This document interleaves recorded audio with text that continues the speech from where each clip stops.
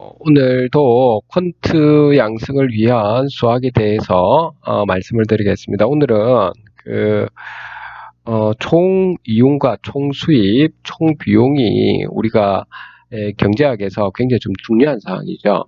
그러면 거기에 대해서 우리가 한계 이윤이라든지 한계 수입이라든지 한계 비용 그런 부분을 수학적인 메커니즘으로 어떻게 풀어야 되는지에 대해서 한번 설명을 해 드릴게요.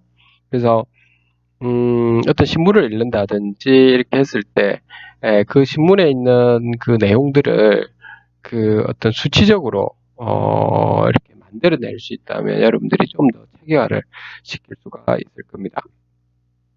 자, 먼저 물건을 갖다가, X개를 예를 들어서 만든다고 해보겠습니다. 물건을 X개, 이렇게. 자, 그러면 X가를 만들 때, 그때 우리가 비용이 들어가죠. 코스트라고 하겠습니다. 그 다음에 우리는 여기에 따른 그 수입도 들어오죠. 그래서 R이라고 이렇게 한번 해보죠. 그러면은 총 이윤은 우리가 이렇게 PX라고 이렇게 잡아볼게요. 총 이윤이라는 것은 우리가 당연히 총 수입에서 X개 물건을 만들 때 총 수입에서 총 비용을 이렇게 내주면 우리가 총 이윤이 이렇게 나오게 되죠. 그러면 여기에서 우리가 먼저 총 이윤 있죠. 이 부분. 총 이윤에 대한 한계 이윤은 뭐냐라고 하면 그냥 이런 겁니다. 한계 이윤은 자 X 플러스 한 개를 만들었을 때 여기 X개를 만들었을 때에 비해서 한 개 더 만들었을 때 이때 이윤이 얼마만큼 되느냐라고 하는 이 차이 값을 우리는 한계 이윤이다 이렇게 하죠. 마지널 프로핏이라고 이렇게 이야기를 하게 되고요. 여기도 그러면 한계 수익도 어떻게 한다고요? 그쵸. R에 X 더하기 1에서 빼기 R에 X라고 이렇게 놓을 수가 있고요. 여기도 C에 X 더하기 1에서 CX를 빼주면 되는 거죠. 근데 여기서 이제 이런 질문을 하겠죠. 근데 이거 빼준 것을 왜 한계 수입, 한계 비용, 한계 이윤이라고 이렇게 부르느냐라고 하는 건데, 이거는 먼저 여러분들이 이제 수학에서 그렇죠. 고등학교 과정에서 이거 있었죠.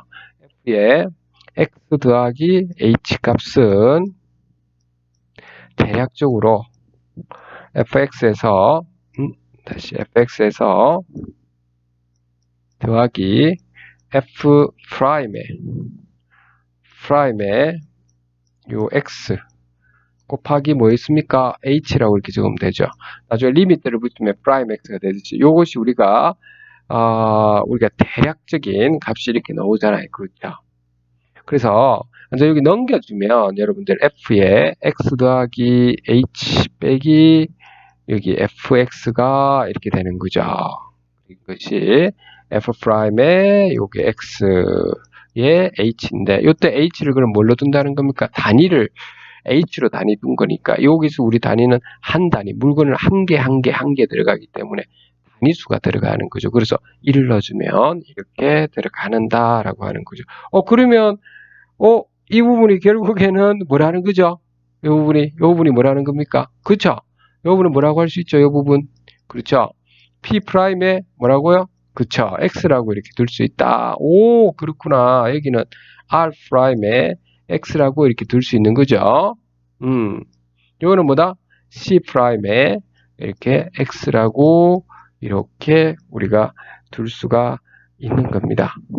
됐습니까? 그래서 한계 이윤에 대한 함수는 이렇게 미분을 시키면 되는 거죠.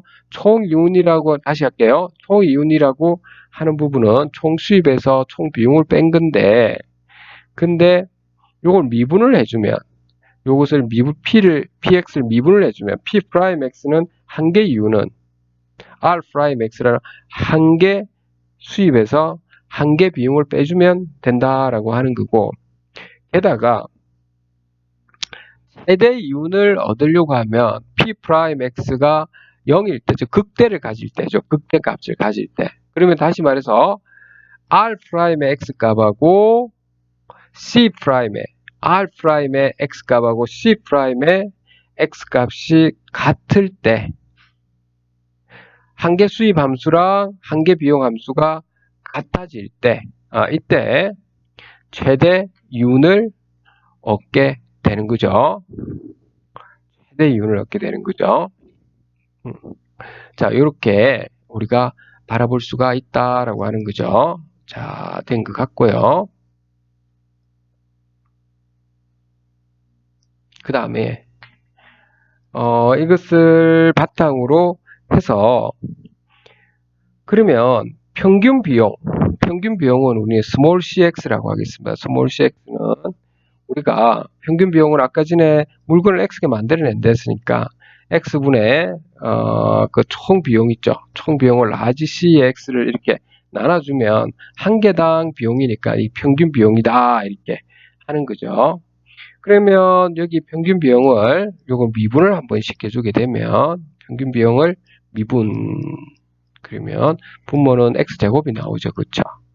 제곱이 나올 테고 앞에 거 그대로 두고 C의 총비용 C'X가 될 거고 여기에 빼기 그 다음에 앞에 거 미분시키고 뒤에 거 그대로 두는 거죠. 이렇게 그러면 평균 비용이 최대가 되려고 하면 small C'X가 제로가 될 때죠.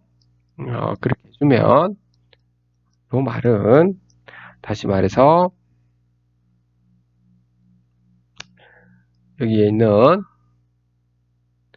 라지 분자에 있는 이 값이죠. 요 라지 C의 X의 요 프라임 값은 프라임의 X 값은 바로 X분의 라지 CX가 되죠.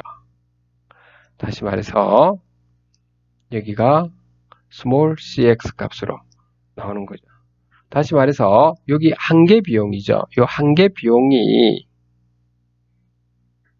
바로 곧 평균 비용하고 한계 비용의 미분값, 한계 비용의 한계 비용이죠. 다시 할게요. 한계 비용이 곧 평균 비용하고 똑같다라고 하는 사실을 우리가 또 알 수가 있는 거죠. 와, 이게 어디에 써먹을 겁니까? 라고 하는 나중에 써먹을 수가 있습니다. 이거 나중에 제가 이런 부분은 알려드리고 일단 이걸 어떻게 우리가 바라보고 사용하는가 라고 하는 수학적인 메커니즘으로 이거 만들어내는가에 좀 초점을 두면 좋겠네요. 그렇지 않아도 요즘에 우리가 석유화학 제품들 특히 정제와 관련된 이런 쪽 회사들이 정제 마진이 안 나와가지고 요즘 상당히 곤혹을 치르고 있습니다. 그나마 벙커 CU 같은 경우는 가격이 낮아가지고 그 벙커 CU를 바탕으로 해서 화학에서 나중에 보다 보면 여러분들 그 크래킹을 하다든지 이렇게 해서 그걸 갖다가 다시 우리 휘발유로 바꿀 수가 있거든요. 그래서 그렇게 해서 지금 수익을 내지만 워낙 지금 중국하고 미국에서 자기들 나름대로의 정제 를 시켜서 팔고 가격대를 낮춰서 하다 보니까 요즘에 상당히 좀 수익을 많이 못 내고 있거든요. 그래서 우리나라에서도 지금 하고 있는 방향 중에서 하나가 그 원유에 대한 채취 권리를 갖다가 우리가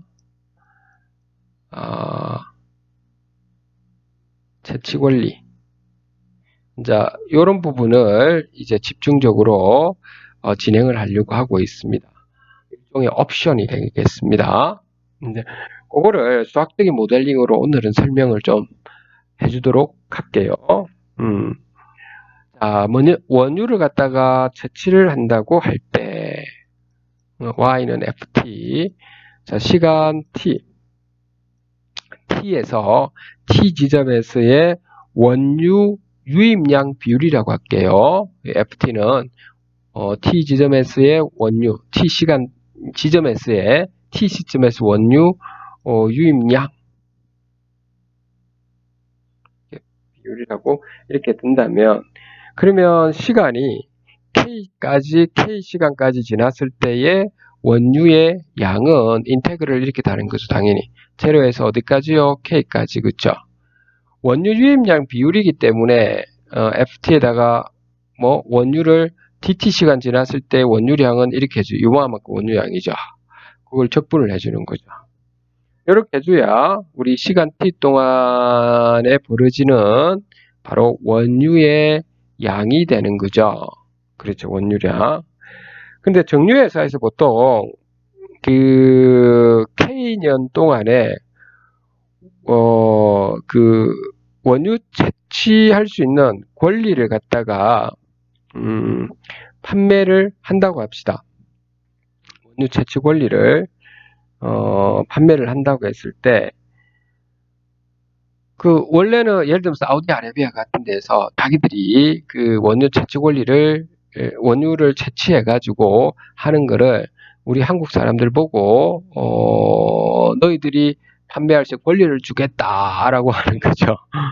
권리를 주겠다 해서 그 판매를 한다 했을 때 이분들은 어떻게 하느냐면 그 보통 이렇게 연이율 있죠.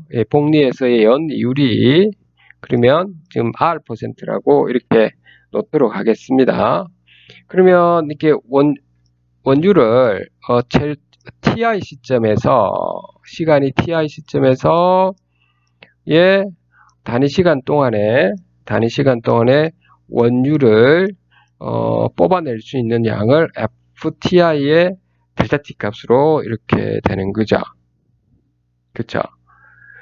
그러면 이제 요렇게 해서 이거를 판매를 나중에 할 건데 연율이 우리가 보통 R%로 정해져 있다면 그러면 지금 판매하는 거니까 이 원유 채취 권리를 그러니까 미래에 있던 것을 현재로 앞당겨서 가져오는 거죠. 당겨서 가져오잖아요. 앞당겨서.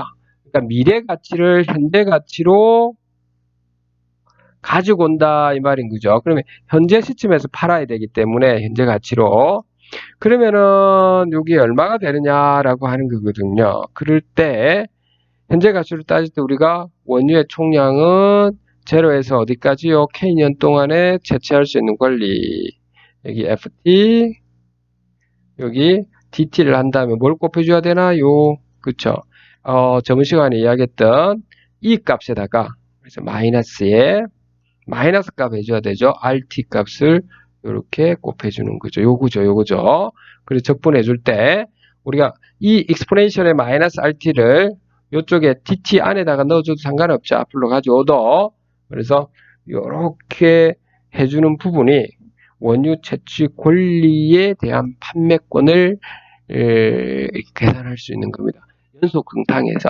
근데 보통 그러면은 돈 단위도 뭐 1달러 단위, 뭐 10센트 단위, 뭐 단위가 있는 것처럼 진짜 연속 증상이 일어나지는 않지만 연속으로 계산한 다음에 여러분들이 보통 그렇게 한다는 겁니다. 연속성으로 계산을 해서 거기서 어림짐작해서 약간을 더해주고 빼주고 하는 부분으로 들어가게 되겠습니다. 정확한 계산은 또 이렇게 들어가는 겁니다. 그래서 오늘은 총이용과 총수입, 총비용 사이에 어떤 한계이윤, 한계수입, 한계비용 그리고 평균 비용은 곧 한계비용하고 같다는 것을 우리가 살펴봤습니다.